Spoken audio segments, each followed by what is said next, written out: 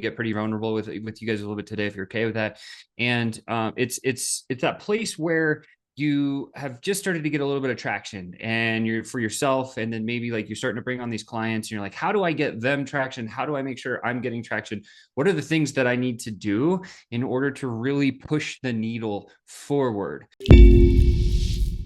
In this session today, we are going to talk about how to prevent data overload by using KPIs and attainable goals for your agency and your clients. So if you've ever struggled with the big things, and I'll talk a little bit more about it as we get to my story in this particular session.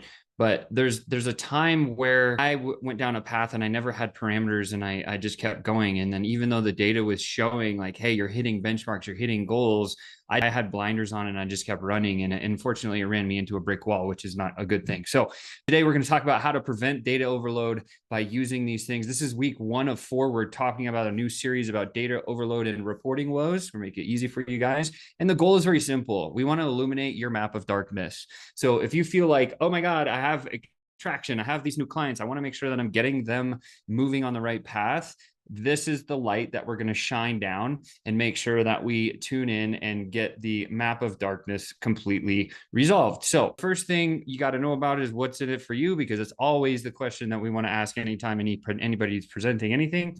First thing is this is going to give you clear alignment, not only for yourself, but also for each and every one of your clients, right? So I'm going to give you a framework, a strategy that you can deploy today so that you can gain clear alignment. Secondly, you will be very focused and have the effective metrics so that you can push the business forward, right? Push the needle forward. Of course, there's going to be enhanced accountability. This, once you have the plan in place, it's just a matter of executing the plan. And if we're putting the numbers into the plan, then we can see we're actually accountable for the thing that we're trying to achieve. And then lastly is just transparency. This process has brought crystal clear transparency to our entire team. We're a very transparent organization. We share just about every single thing in the whole business with everybody that internally in the team. And one of the things that's been really helpful is, as an example, you've got a setter team, a VA team, a sales team, as an example, like we do. And we can now have our salespeople look at our VAs and see the metrics and are they hitting their numbers for the day, the week, the month?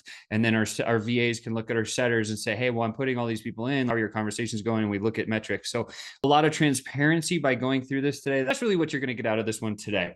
There's 2 places where where most people miss this. The first one is like, Sean, well, more data always means better accuracy. So let's just pull all the data into our system and then I'll spend hours and hours trying to go through it and figure it out. Well, the reality is when you have too much data, you get data overload. Data overload is never a good place, because the only path that data overload ends up is burnout, right? Where we don't want to be. So that's the first one. The second place where most people miss is this. KPIs, key performance indicators, can be universally applied across all clients. While Chris and the team here and us have been continuing to try to put KPIs that are universally applied against all clients, every time we find that it just doesn't quite fit the mold, right? Every client has 1 or 2 little nuances. Every member needs to track this or do that or change this. And so if we try to put KPIs universally applied across all clients, what happens is failure. See, true accuracy and relevance comes from having tailored KPIs, which leads me to this. Several years ago, I almost did this. I almost drove my truck off the highway and hit a tree and ended my life because I was in a very deep and dark spot. The reason I was in a really deep, dark spot is because Chris and I had been grinding for years on really trying to get some big traction. And we were running a software company, our first software company. And we were also running a very large network marketing downline and team. And I was working 22 hours a day. I was living off water and coffee and Taco Bell, and got to a place where we were driving to a mastermind to see Russell, and just thought to myself, like, just got off a call, a really terrible call with one of my people in our network marketing companies. And I was just like, F it, I'm done with this. Like, I don't want to do it anymore. And I saw the tree and I really had like thoughts about just running a car right into it. And of course I had my wife in the car and I was like, oh, I can't do that because of her. So my point in telling you this is because what was happening to me was I was on this hamster wheel of just run, close deal and get business and grow the thing.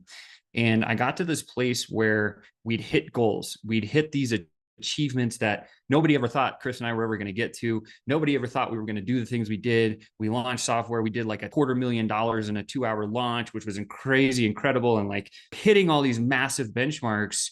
But nobody ever told Sean that we needed to take a little bit of time to celebrate the success.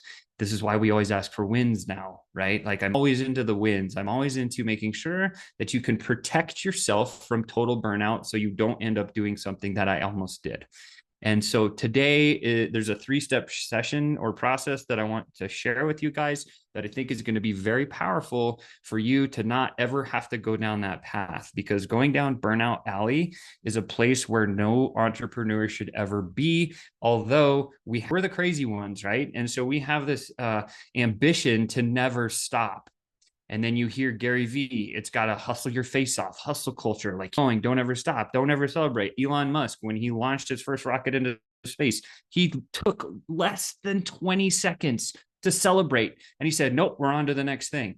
Right. And so it's like, I don't understand how people can like not themselves space and grace. Right. And so today, this process will maybe help you just kind of go that. So this is a very simple way to do this. And I'm gonna walk you through kind of 2 examples. One's going to be for general business. One's going to be directly for the DMs. So it'll be applicable to everyone here. So if you're trying to help either your own self or your own business, or you're trying to help your clients, these are the 3 processes that we're going to go through. First of all, we got to understand our client goals. And so this is going to require some sort of a meeting, whether it be in person, whether it be through email or text or messaging or something like that. We need to have at least that conversation communication happening. The second thing we want to do here when we're understanding their goals, this should be very early in the process. We need to understand what their main objectives are with the service or the product that you provide. And so as an example, maybe working at, they want to increase revenue, or maybe they want better retention, or maybe they want higher engagement, or maybe they want something of those things. And so what we need to do is have clarity, give our clarity by asking the questions. The number one rule of any sales professional, Chris and I are sales brain folks, is to never assume anything with any prospect or client. What we need to do is always ask. So that's why we need to understand these goals.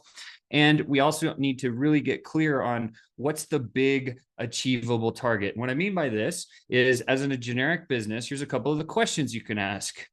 So when you first get started with the clients, you can even send them, like if they just signed on with you, just had somebody sign on, you say, hey, what's the main priority for you this quarter? Does it involve what we're doing, our product and service? Tell me a little bit more about that. You could do it through message. You can do it on a call.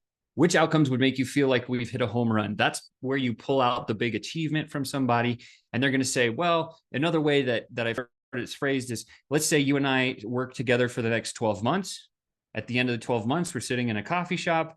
What would make this an absolute success that you would absolutely crave and love that coffee with me? And let them share exactly what they're trying to get at, right? Because once we understand their big, hairy, audacious goal, it's called the BHAG, and we know what their main priorities are this quarter, we can start to move into stage 2, which is identifying the metrics. But here's the DM example that I think is relevant. So if you're in the DMs and you're trying to do this from that perspective, we could just ask a simple question. Hey, how many deals do you need weekly, monthly to create the revenue you need to grow in the DMs? Like if you're using the DM method with FlowChat, like this first question that I would ask you, this is the first question I'd suggest you ask yourself. Okay, so when you know that, then we can set all of the metrics beyond that. So I'll get into that example here in a second. So the question becomes, what metrics matter the most? Because we can measure just about anything we want to measure, but the ones that directly impact the client's objectives are the ones that we need to stay hyper fun. And so what do I mean? Generic business, if the goal is to boost revenue, we need to look at things like conversion rates or average order value or sales length, right? Secondly, the best way to do this is to create that short list. So once you understand their goals, have a brainstorming session and just say, hey, what would be like the best metrics that we could use to track getting to those goals? And have your client or your prospect, or you, if you're doing this for yourself, really sit and brainstorm on this and create a list of as many metrics as you can, and then narrow that down to just like the 5 most important ones that you can stay focused on. And this is the part that I was sharing. If we're in the DMs, here's really the way that we can do this. Let's calculate metrics by reverse engineering. So our job is, we want to know that we want to close more deals. In fact, our goal, let's make $50,000 a month. example. So what does that mean? What are the metrics that we should use? Well, if we have a $5,000 product, we need to close 10 deals. Fairly straightforward math. 10 times 5,000 equals 50,000. Okay.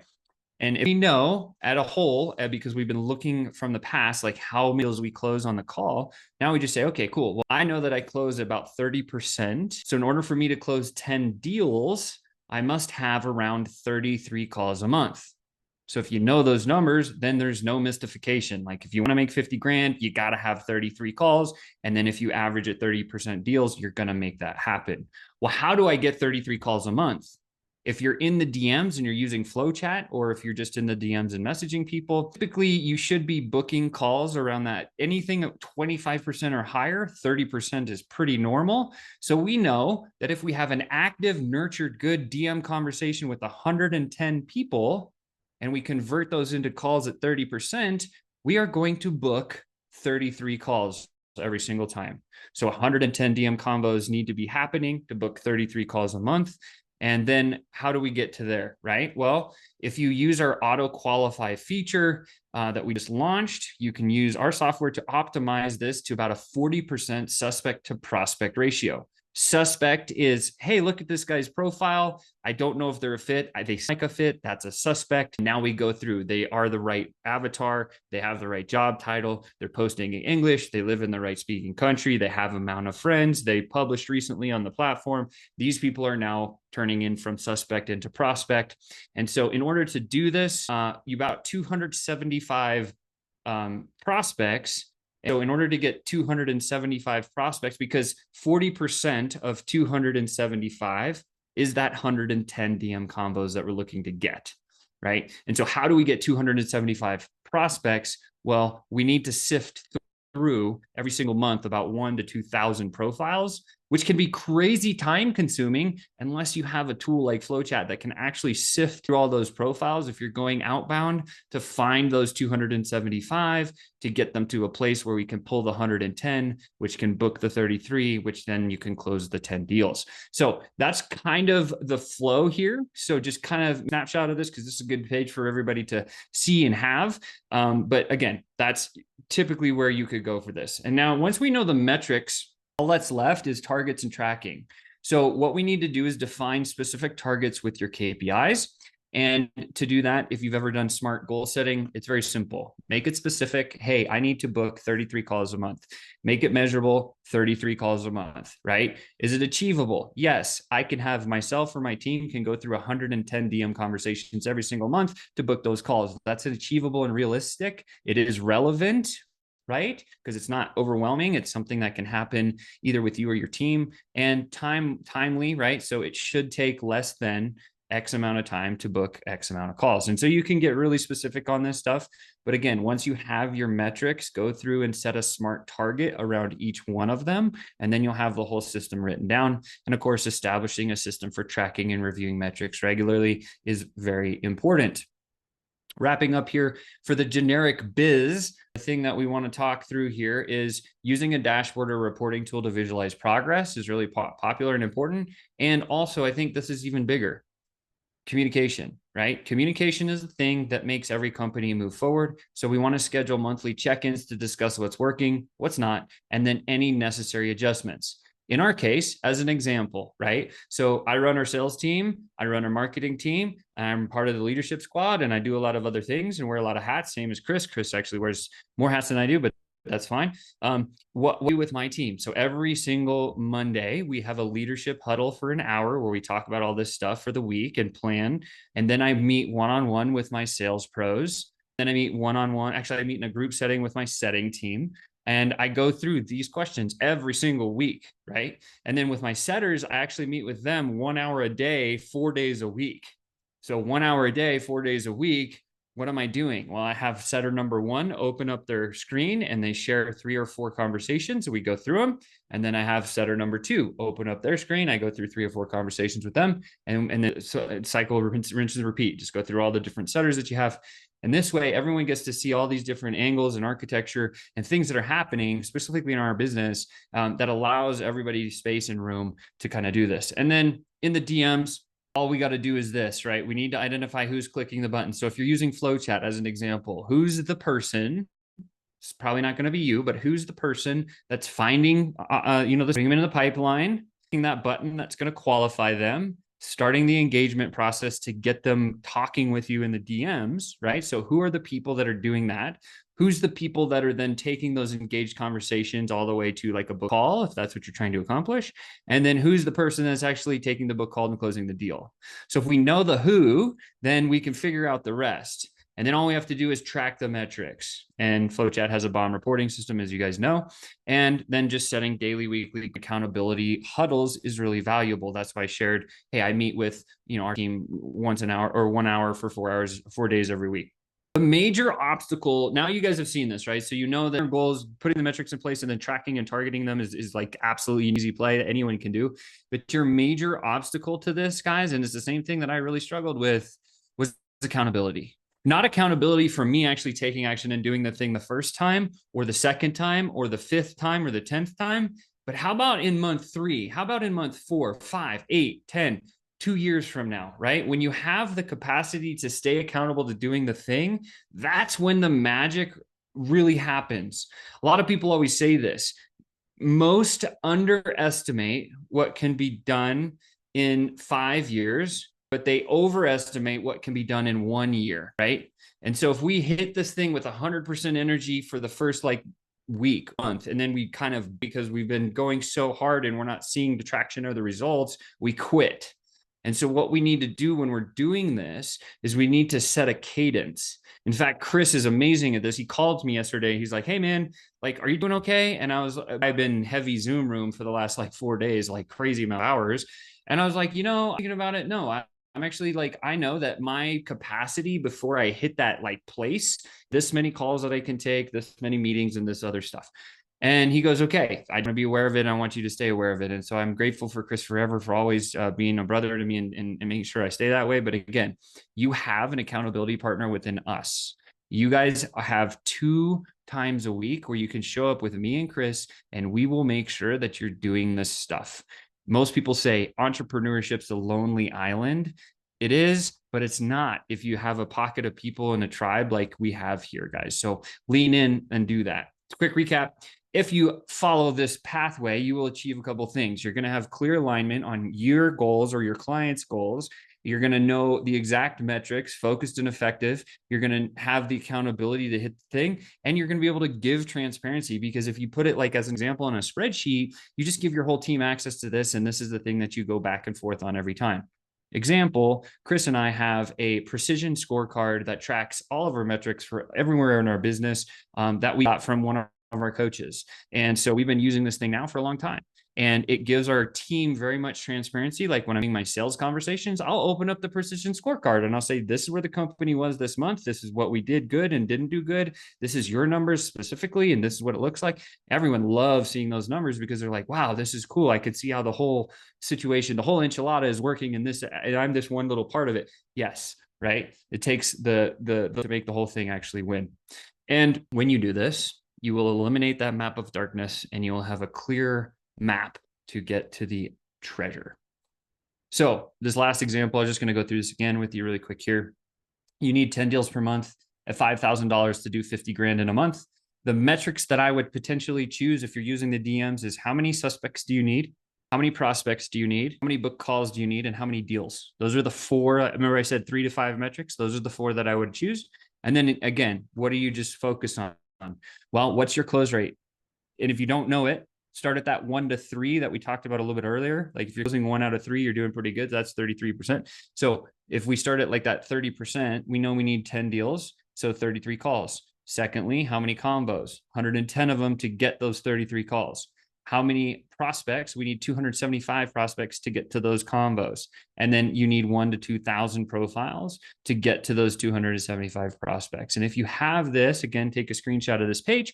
When you have these numbers in front of you, you put them in front of your VAs, you put them in front of your setters, you put them in front of your sales pros. Everybody knows, very clear, very simple, 1 page, you can do the whole thing. So with that said, hopefully this was valuable to you guys, because all that's left now is for you to take action. What do you got to do? Schedule time to do this. Don't let this pass by. whatever you're doing right now, if you're doing this for yourself, think about what are those 3 to 5 metrics? What's the goals you're trying to achieve? And how are you going to track it and target those things, right? Write that down. Illuminate your map of darkness and then execute on the plan and keep showing up here twice a week so that we can hold you accountable to your plan. In fact, share it with us. We'd love to see it. With that said, go FlowChat.